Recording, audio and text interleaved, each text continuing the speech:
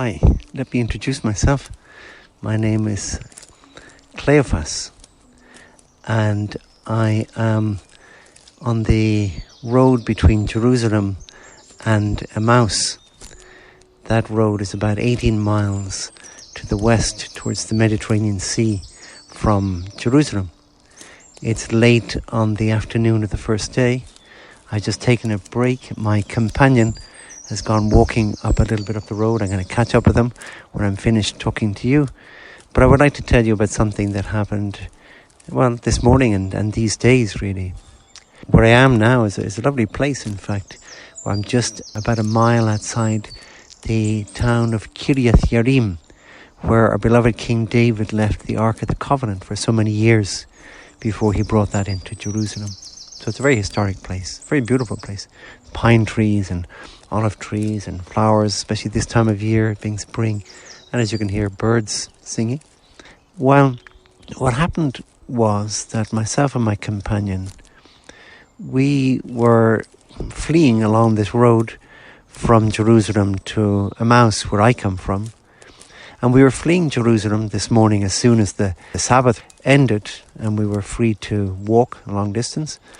And we were fleeing because all our hopes had come crashing down on Friday. We are disciples of Jesus Christ.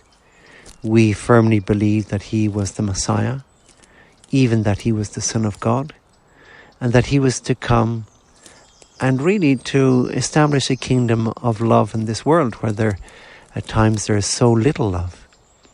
And we had followed him for the best part of 3 years. We'd come to know him, to love him very dearly. And our hopes were coming to a kind of crescendo last Sunday, when we were entering into Jerusalem with him. And we all had palms and so on in our hands, celebrating the arrival of the king, of the descendant of David into Jerusalem. And we thought, this is it. This is the moment when finally the kingdom of love gets established in this world.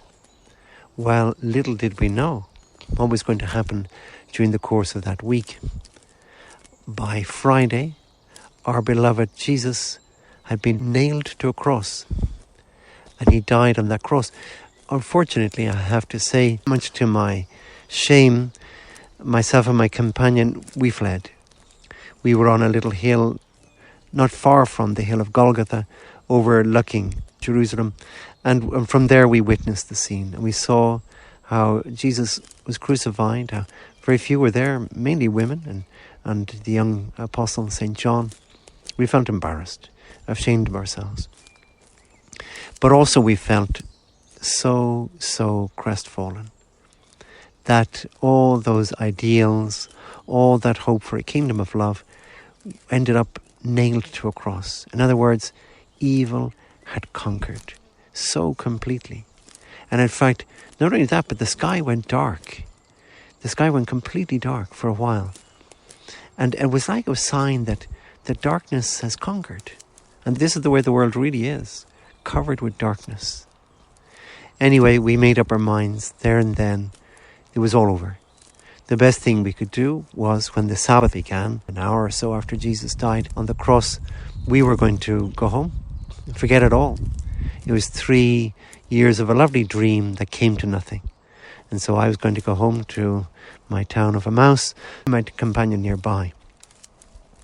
So early this morning, we woke up. As soon as the sun came up, we started packing our things. There were some rumours flying around Jerusalem, but we didn't pay any attention to them. We packed our things for our 18-mile walk to Emmaus.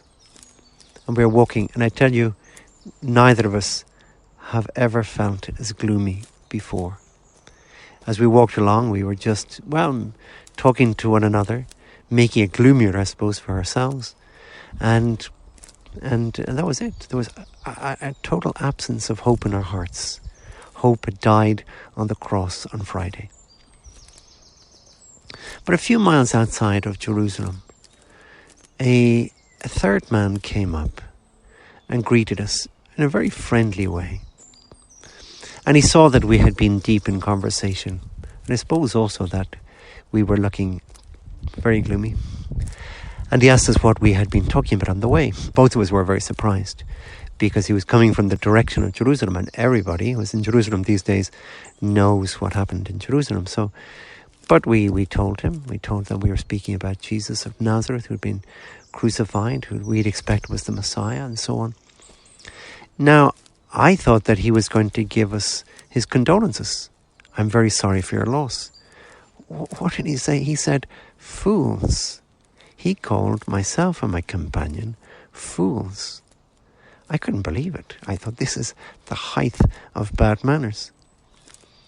But he said it, I suppose, with a bit of a smile.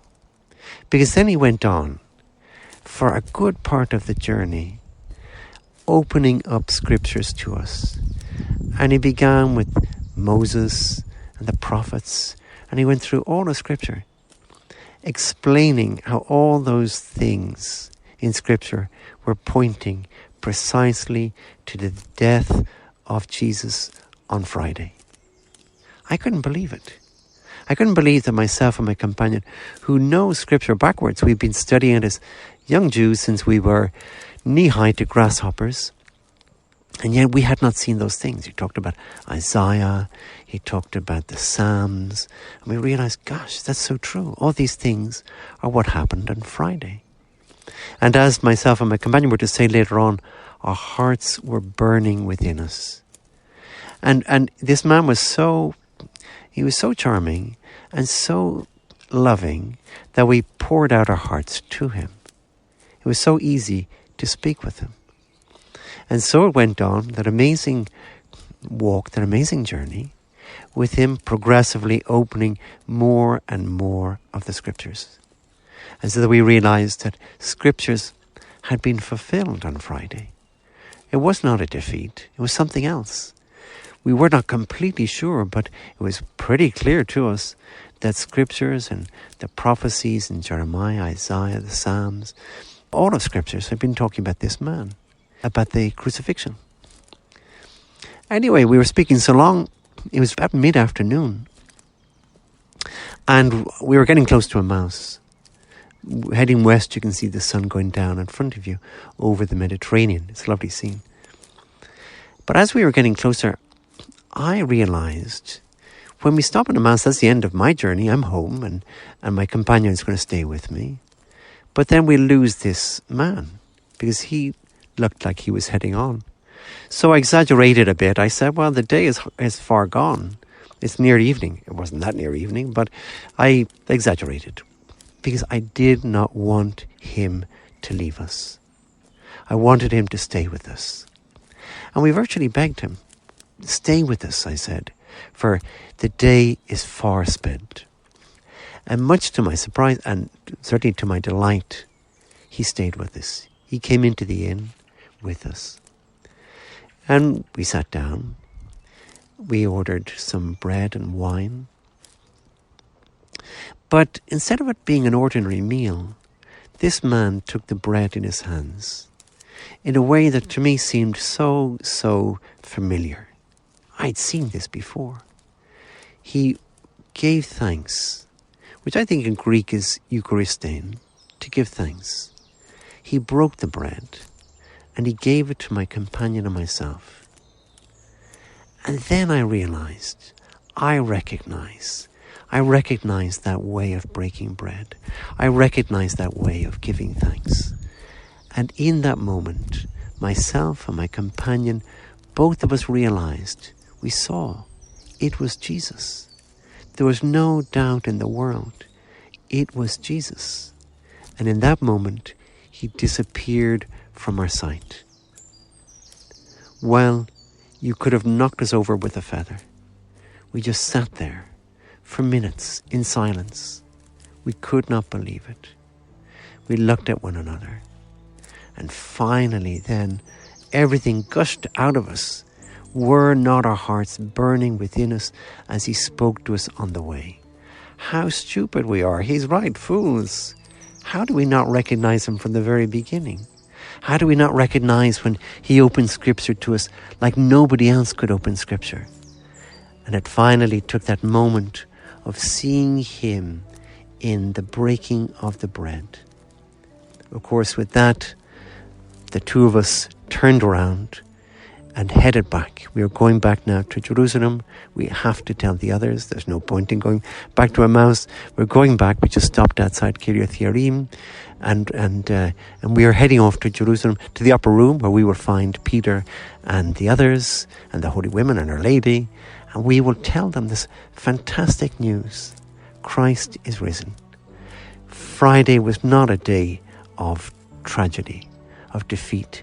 It was a day of complete victory.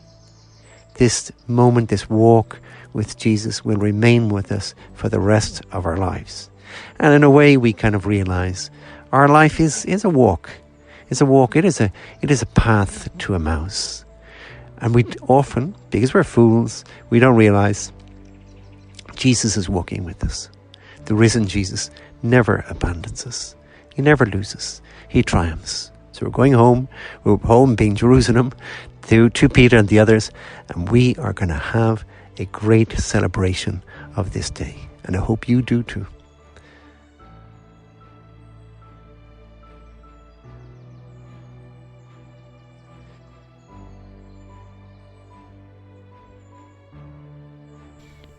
And so, having related the story of Cleophas, I would like to wish all the listeners of 10 Minutes with Jesus, on behalf of all the priests and all the team involved in producing these meditations, a very happy and a very holy Easter.